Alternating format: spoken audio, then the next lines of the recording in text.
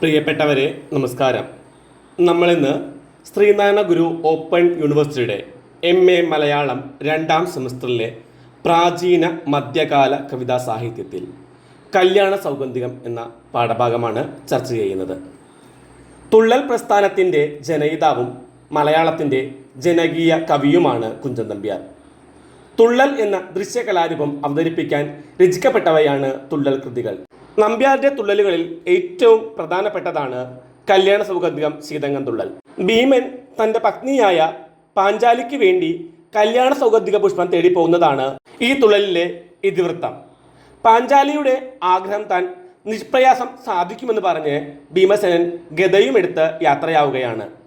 ഗന്ധമാദന പർവ്വതത്തിലെത്തിയ ഭീമസേനൻ അമ്പരചുംബികളായ വൃക്ഷം കണ്ട് അത്ഭുതപ്പെടുന്നതും കാട്ടാളന്മാർ വേട്ടനായ്ക്കളോടൊപ്പം വേട്ടക്കിറങ്ങുന്നതും ചമ്പൂകാരന്മാർക്കൊത്ത പാടവത്തോടെ കുഞ്ചൻ നമ്പ്യാർ ഇവിടെ വർണ്ണിക്കുന്നു. സ്വീകരിക്കുന്ന കഥ ഏതായിരുന്നാലും സ്വന്തം ദേശവും കാലവുമാണ് നമ്പ്യാരുടെ പ്രതിപാദനത്തിൽ സർവത്ര കലർന്നു കാണുന്നത്. അമരാവതിയായാലും അളകാപുരിയായാലും നമ്പ്യാർക്ക് അതൊക്കെ കേരളമാണ്. കേരളത്തെ വിട്ടൊരു ദേശവും കേരളീയരെ വിട്ടൊരു ജനതയും നമ്പ്യാർക്കില്ല. ഭീമസേനൻ കാണുന്ന ഗന്ധമാദനത്തിൻ്റെ വർണ്ണനയും കദളീവന വർണ്ണനയും ഈ പറഞ്ഞ കാര്യങ്ങൾക്ക് ഉദാഹരണമാണ്. ഗന്ധമാദനം വടക്കേ ഇന്ത്യയിലെ അളകാപുരിക്കടുത്താണെങ്കിലും അവിടെ കാണുന്ന വൃക്ഷങ്ങളെല്ലാം കേരളത്തിലുള്ളവ തന്നെ. കേരളത്തിലെ സസ്യപ്രപഞ്ചത്തെ സസൂക്ഷ്മം നിരീക്ഷണം ചെയ്യുന്ന നമ്പ്യാരെയാണ് നമുക്കിവിടെ കാണാൻ കഴിയുന്നത്. നമ്പ്യാരുടെ പ്രകൃതി പ്രേമത്തിനും പ്രകൃതി നിരീക്ഷണത്തിനും ഉത്തമ ദൃഷ്ടാന്തമാണ് കല്യാണ സൗഗന്ധികം ശീതങ്കം തുള്ളലിലെ വനവർണ്ണന. സാമുദായിക പരിഷ്കരണം എന്ന ലക്ഷ്യം നിർവഹിക്കുന്നതിന് നമ്പ്യാർ അവലംബിച്ചിരുന്ന രീതി അദ്ദേഹത്തിൻ്റെ കവിതയുടെ മറ്റൊരു സവിശേഷതയായിരുന്നു. വ്യക്തിയുടെയും സമുദായത്തിൻ്റെയും വൈകല്യങ്ങളെ പരിഹാസ രൂപത്തിൽ നിരൂപണം ചെയ്യുന്നതിന് നമ്പ്യാർക്കുള്ള കൗശലം കൗതുകം തന്നെ. അദ്ദേഹത്തിൻ്റെ ആദ്യ തുള്ളൽ എന്ന് വിശ്വസിച്ചു പോരുന്ന കല്യാണ സൗഗന്ധികത്തിൽ പോലും പരിഹാസങ്ങളുടെ മൂർച്ച ഒട്ടും കുറവില്ല. മൂത്ത കുരങ്ങിൻ്റെ വേഷത്തിൽ കിടക്കുന്ന ഹനുമാൻ പാഞ്ചാലി വിവാഹത്തിന്റെ വിലക്ഷണതയുടെ നേരെ അഗ്നിബാണങ്ങൾ അയക്കുന്നത് നല്ല ഉദാഹരണമാണ്. 4-5 ഭർത്താവ് ഒരുത്തിക്ക് താനതു 4 ജാതിക്കും വിധിച്ചതല്ലോർക്കണം. 4 പേർ കേട്ടാൽ നിരക്കാത്ത വസ്തുവീവാലുള്ള വാനരന്മാർക്കും ചിതം വര. ചേട്ടത്തിയാമൊട്ടനുജത്തിയാമൊട്ടു ചേട്ടകൾ തൻ്റെ കളത്രമെന്നിങ്ങനെ എന്ന് വിമർശിക്കുന്നത് ശ്രദ്ധേയമാണ്. പരിഹാസത്തിൻ്റെ സന്തത സഹചാരിയായ ഫലിതമാണ് നമ്പ്യാർ കവിതകളുടെ മറ്റൊരു പ്രത്യേകത. കല്യാണ സൗഗന്ധികത്തിലും ഇതിന് അനേകം ഉദാഹരണങ്ങൾ കാണാൻ കഴിയും. കാട്ടാള നാരിയെ കണ്ടാൽ കുളിക്കണം എന്നും അച്ചിക്ക് ദാസ്യ പ്രവൃത്തി ചെയ്യുന്നവൻ കൊച്ചിക്ക് പോയങ്ങ് തൊപ്പിയിട്ടിടണം എന്നും കല്യാണ സൗഗന്ധികം ശീതങ്കം തുള്ളൽ സ്ത്രീകളെ കളിയാക്കുന്നത് കാണുക. ഒരു കാട്ടാളൻ കടുവയുടെ മുന്നിൽ ചെന്ന് ചാടുന്നതും അതുകണ്ട് മീശ പിരിച്ച കുന്തക്കാരൻ സ്വന്തം വീട് തേടി ഓടുന്നതും നമ്പ്യാർ വർണ്ണിക്കുന്നത് ഫലിത പരിഹാസങ്ങൾക്ക് ഉത്തമ ഉദാഹരണമാണ്. സരളവും കോമളവുമായ ഭാഷാശൈലി മറ്റു തുള്ളൽ കഥകളിൽ നിന്ന പോലെ കല്യാണ സൗഗന്ധികത്തിലും ദർശിക്കാവുന്നതാണ്. തുള്ളൽ കാണുവാനും രസിക്കുവാനും വന്നിരിക്കുന്ന സാധാരണക്കാരായ ആളുകൾക്ക് മനസ്സിലാക്കുന്ന ഭാഷയിൽ കഥ പറയുവാനാണ് നമ്പ്യാർ ശ്രമിച്ചത്.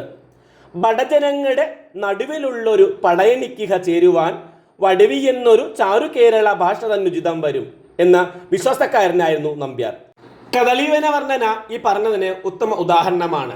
പച്ചക്കദളി കുലകൾക്കിടക്കിടെ മെച്ചത്തിൽ നന്നായി പഴുത്ത പഴങ്ങളും. പച്ചക്കദളി കുലകൾക്കിടക്കിടെ നന്നായി പഴുത്ത പഴങ്ങൾ കാണുമ്പോൾ പവിഴവും മരതകവും ചേർത്ത് കെട്ടിയ മാലകൾ കൊണ്ട് അലങ്കരിച്ചിരിക്കുന്നതാണോ എന്ന് ഭീമന് സംശയം തോന്നുന്നു. അത്രമേൽ പ്രകൃതി രമണീയമായിരുന്നു ആ കദളീവനം.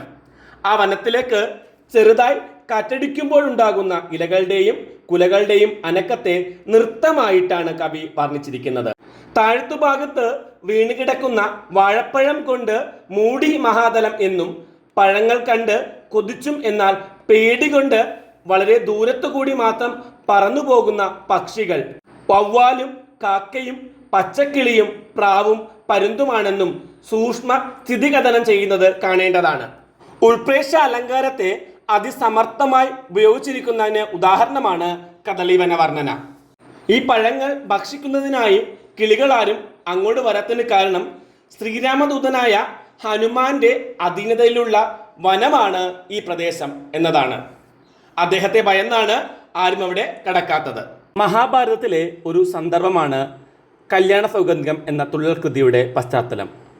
പാണ്ഡവരുടെ വനവാസ കാലത്ത് ഗന്ധമാദന പർവ്വത സീമയിൽ താമസിക്കുന്ന ഒരു ദിവസം പാഞ്ചാലിക്ക് അതുവരെ കണ്ടിട്ടില്ലാത്ത സൗഗന്ധിക പുഷ്പങ്ങൾ കാറ്റിൽ പറന്നു വന്ന് കിട്ടി. ഈ പുഷ്പങ്ങളുടെ ഭംഗിയും സൗന്ദര്യവും കണ്ട് ഇനിയും ഇത്തരം പുഷ്പങ്ങൾ കിട്ടണമെന്ന് പാഞ്ചാലി ഭീമനോട് ആവശ്യപ്പെടുന്നു.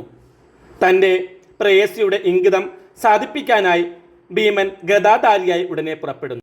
ഭീമൻ അനേക ദൂരം സഞ്ചരിച്ച് ഉന്നതങ്ങളായ പർവ്വതങ്ങളും മഹാവനങ്ങളും കടന്ന് കദളീവനത്തിലെത്തുന്നു. കാടിടിച്ച് പൊളിച്ചുള്ള ഭീമന്റെ വരവ് കാരണം കദളീവനത്തിൽ ശ്രീരാമസ്വാമിയെ ധ്യാനിച്ചിരുന്ന ഹനുമാന് തപോഭംഗമുണ്ടായി. മനക്കണ്ണുകൊണ്ട് തൻ്റെ തപോഭംഗത്തിനുള്ള കാരണം ഹനുമാൻ മനസ്സിലാക്കി. തൻ്റെ അനുജനായ ഭീമന്റെ ആഗമനോദ്ദേശം മനസ്സിലാക്കിയ ഹനുമാൻ ഭീമനെ ഒന്ന് പരീക്ഷിച്ച് സൗഗന്ധിക പുഷ്പങ്ങൾ എവിടെ കിട്ടുമെന്നെല്ലാം പറഞ്ഞു കൊടുക്കാമെന്ന് തീരുമാനിച്ചു. പരീക്ഷിക്കുന്നതിനായി ഹനുമാൻ ഒരു വൃദ്ധവാനരന്റെ വേഷം ധരിച്ച് ഭീമൻ വരുന്ന വഴിയിൽ കിടന്നു. തൻ്റെ യാത്രക്ക് തടസ്സം നിൽക്കുന്ന വാനരനോട് എഴുന്നേറ്റ് പോകാൻ ഭീമൻ ആവശ്യപ്പെടുന്നു. വയസ്സായതിനാൽ ചലനശേഷി നഷ്ടപ്പെട്ടെന്നും തന്നെ ചാടിക്കടന്ന് പൊയ്ക്കൊള്ളാനും ഹനുമാൻ ഭീമനോട് പറഞ്ഞു. പക്ഷേ വാനരജാതിയിൽ തനിക്കൊരു ജ്യേഷ്ഠനുള്ളതിനാൽ കവച്ചു വെച്ച് പോകാൻ ഭീമൻ ഇഷ്ടപ്പെട്ടില്ല. വഴിക്ക് വിലങ്ങനെ കിടക്കുന്ന വൃദ്ധവാനരന്റെ വാൽ നീക്കി കടന്നു പോകാൻ ഭീമൻ ശ്രമിച്ചെങ്കിലും വാനരപുച്ഛം ഒന്ന് അനക്കാൻ കൂടി ഭീമന് പറ്റിയില്ല. എന്തോ ദിവ്യത്വം ഈ വൃദ്ധവാനനുണ്ടെന്ന് ധരിച്ച ഭീമൻ അങ്ങ് ആരാണെന്ന് താഴ്മയോടെ അന്വേഷിക്കുന്നു.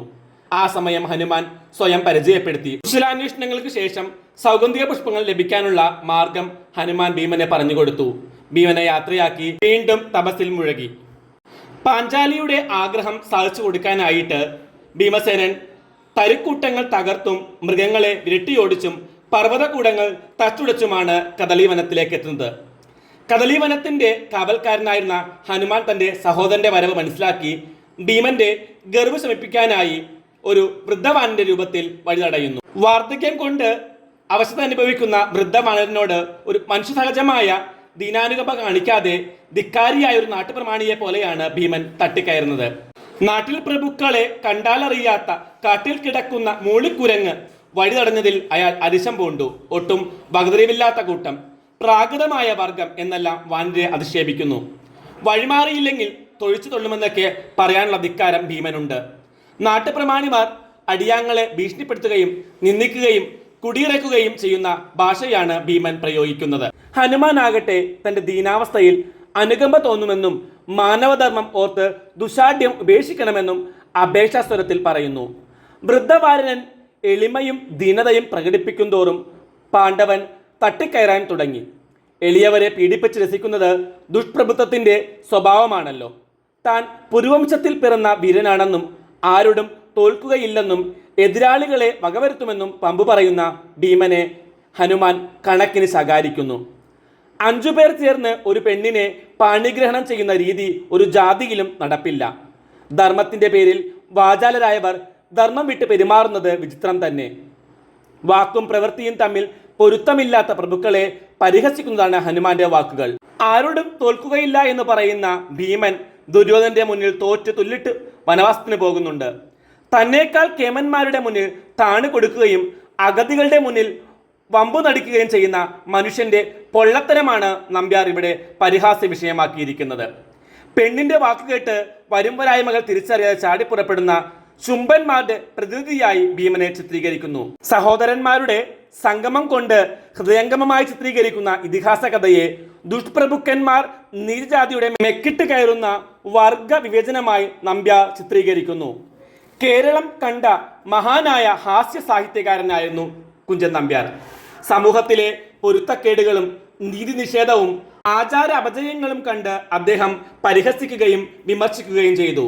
ഇതിവൃത്ത ഘടനയിലും പാത്ര സ്വഭാവത്തിലും ആവിഷ്കരണ ശൈലിയിലും ഭാഷാ പ്രയോഗത്തിലുമെല്ലാം ആ നർമ്മഭാവന പ്രവർത്തിച്ചിരുന്നു. ഹനുമാൻ ഭീമന് രാമകഥ പറഞ്ഞു കൊടുക്കുന്നു. തുടർന്ന് ഭീമൻ കുബേരന്റെ സൗഗന്ധിക പൊയ്കയിലേക്ക് പുറപ്പെടുന്നു. ഹൃദ്യവും നയനാനന്ദകരവുമായ കാഴ്ചകൾ കണ്ട് തടാകത്തിലിറങ്ങി ഭീമൻ സൗഗന്ധിക പുഷ്പങ്ങൾ പറിച്ചെടുക്കുന്നു. ഇത് കണ്ട് എതിർത്ത രാക്ഷസ കൂട്ടങ്ങളെ ഭീമൻ ഗദ കൊണ്ട് പ്രഹരിച്ചു. സൗഗന്ധിക പുഷ്പങ്ങളുമായി ഭീമൻ വീണ്ടും കദളീവനത്തിലെത്തി ഹനുമാനെ സന്ദർശിച്ച ശേഷം പാഞ്ചാലിയുടെ സവിധത്തിൽ എത്തിച്ചേരുന്നു. ഇന്നത്തെ ക്ലാസ് നമുക്ക് ഇവിടെ അവസാനിപ്പിക്കാം. മറ്റൊരു ക്ലാസ്സുമായി കാണും വരെ എല്ലാവർക്കും നന്ദി, നമസ്കാരം.